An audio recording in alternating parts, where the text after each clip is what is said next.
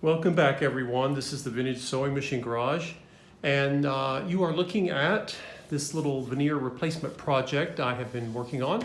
It's the first time I've ever done it. I have more experience in matching stain colors than I do veneer, and I'm going to show you what all I've got coming up next.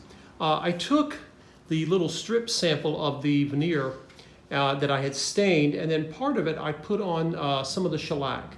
And you can see it changed, it has a darker look, but it also changes the way the color looks. And when I put it next to the wood, I was a little worried it might be too red, but if I zoom in here for you guys, see if I can get this to show up. You know, if you look at the new section right here and the old, they're pretty darn close. I'm actually quite pleased with how that turned out. But before I do add shellac to that wood, I've got my little fill sticks. I call them fill crayons or furniture crayons. And I'm going to take one and fill in these little gaps that are, I'm going to choose the one that's closest in color. There's a dark brown one, a sort of a reddish hue, and then this one. I guess I should show them to you. Here's the dark color. I think that's too dark.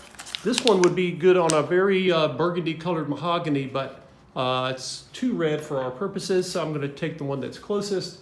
And according to the directions, you are supposed to basically use it to fill in the cracks. Let's see how it works. Never really used one of these before.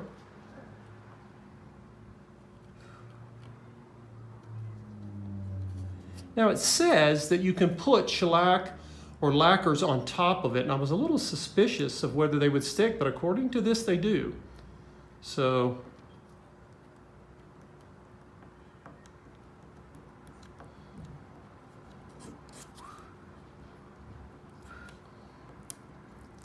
I'm going to just assume that the more narrow the crack is, the more effective this product is. You know, I suspect there's a limit to how wide the gaps can be when you're trying to use this product. We'll see.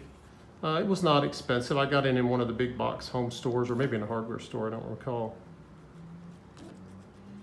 Now, because these two levels of veneer are not exactly perfectly level, that may also affect my ability to use this fill stick, but I'm gonna try it, see how it works.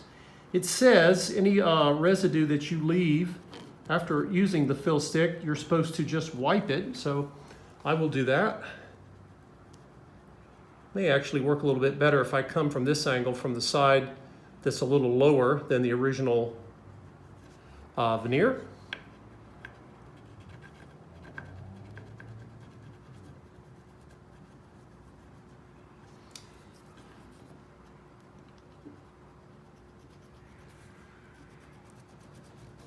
I feel like I'm coloring with crayons again, like when we were kids. It's not taking me all that long, really.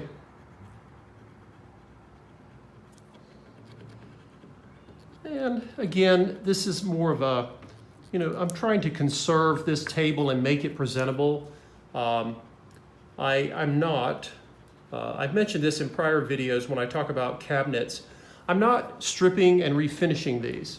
There are people who refinish furniture. That is an entirely different project. I choose to put most of my time into my machines, but of course I want, many of these machines live in sewing tables, and I want people to be proud to be able to display them in their homes, because if they're not, you know, these tables can end up once again in someone's garage or a basement or a building outdoors, and they'll be ruined. So I guess my approach to this is, the more attractive the table looks, maybe the more likely people will be to keep them indoors where they belong. They're furniture, and as I've mentioned before, a lot of the furniture we have in our homes today, the newer stuff, is not made as well as these sewing tables were. That's not true of all new furniture. I'm not going to suggest that none of us have nice furniture, but just in terms of the quality of the wood, you know, it's very difficult to get mahogany, even in a veneer form today. There's so little of it left. All right, now I'm going to take paper towel and just kind of see if I can rub some of this out here.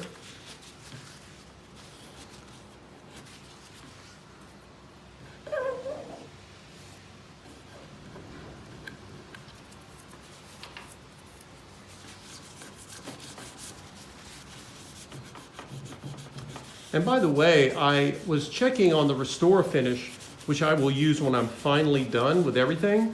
And it says, do not use Restore Finish and then try to coat it with any varnish. So according to the fill stick, you can put shellac and lacquer on top of this, but Restore Finish says, no, don't do it for that. So the Restore Finish will be the last thing I do once I have the shellac. I'll be putting shellac on here, and then the shellac will dry, and then I can go back with Restore Finish, and we'll see what it looks like in the end. I know you might look at this and think, gosh, that's a lot of time you're giving just to trying to repair some veneer. But keep in mind, compared to refinishing, stripping and refinishing a piece of furniture, this is relatively, I think this is kind of a practical way to sort of freshen furniture, We're not really stripping it and starting over, and I don't want to. I want to enjoy the old patina that you see, but I want it to be presentable because, people are very funny about what they show off in their homes. Not everyone wants, if you have a piece of furniture that looks beat up and abused, a lot of people won't display it. And of course, some people will even argue about what they should be. Couples will often, debate about what they want shown in their homes and what they don't. So I'm hoping that I can prevent at least some of that by making these tables look, if not original, maybe better than they once did. And we certainly don't want to forget our little postage stamp size piece that I put in over here. When you use these little fill crayons, don't push too hard. You shouldn't have to. This material that's in here, I don't know if it's a wax or what it is, it's fairly soft, right? Just like a crayon would be. So you don't need to press too hard. You don't want to upset any of your veneers. So far, I'm not having that problem. Again, I've never done this before, never worked with veneers, and I have never, I've never used any of these fill sticks. So you guys get to watch me be the guinea pig here and experiment, but I think the proof will be when I'm finally done with it all. We'll see what it looks like. All right, I'm just going to get myself a buffing cloth.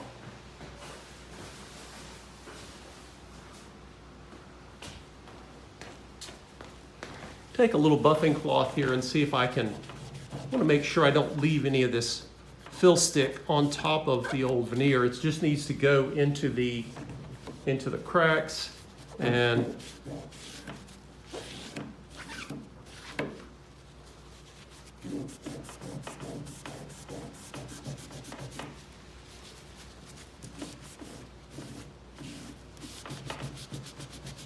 sort of hard not to get it on part of the veneer when you're trying to fill the crack in. I may have been a little broad with it, but it's like anything else. The more you do it, the better you get at it. And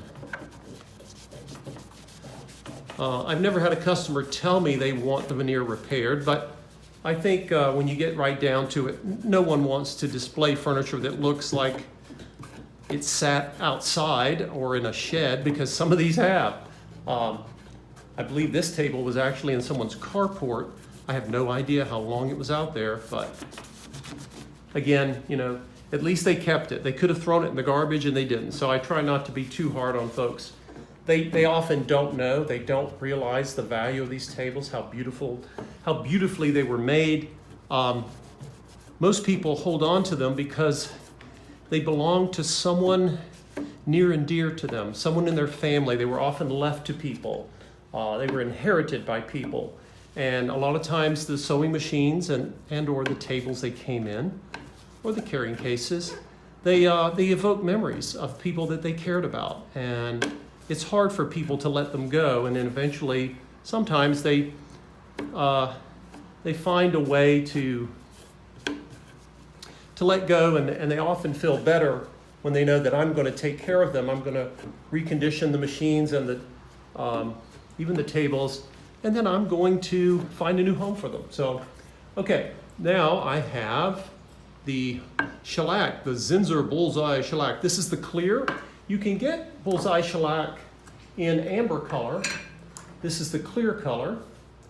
And remember, shellac, just like stain, believe it or not, shellac should be stirred before you start using it. Do not shake shellac or any varnish. If you do that, you will end up with bubbles in the varnish, and you can get something called fisheyeing, which is a sort of a optical effect that's not often seen as pleasant. So, okay, so now I'm ready. According to the fill sticks, they say I can coat this.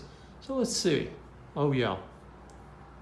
And if you look at it, you can literally see the color changing as I do this. This is just one coat, you know, and I just think that's really, really interesting. Again, any of you who've ever tried to get stain matched, you know that it's a kind of a strange thing to try to have done.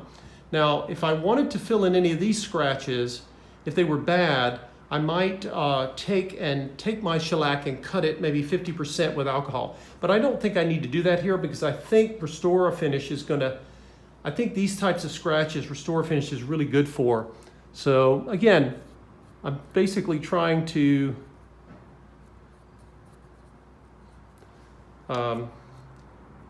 make this damaged veneer table look better. So again, it's going to need to dry. And we're not finished yet, because now, remember, we're going to come back with the Restore Finish and then see how well this side matches the other side that you guys saw me recondition with Restore Finish. Oh my gosh, it's been months ago, right? So thank you for those of you who've been patiently waiting for me to do this. It's taken a while. But anyway, thanks for watching, guys. I really appreciate it. Again, I decided to break this little series, this sewing cabinet repair series, into multiple installments, and so it didn't become like, you know, a 2-hour video. Anyway, we'll see. This will dry, and shellac dries pretty quickly. I'll probably just let it sit overnight, and then tomorrow, if I have good lighting, we'll go back with the Restore Finish, and hopefully this table will be ready to appropriately show off that wonderful Singer 201 that is living inside of it now. Thanks for watching, everyone, and we'll see you next time.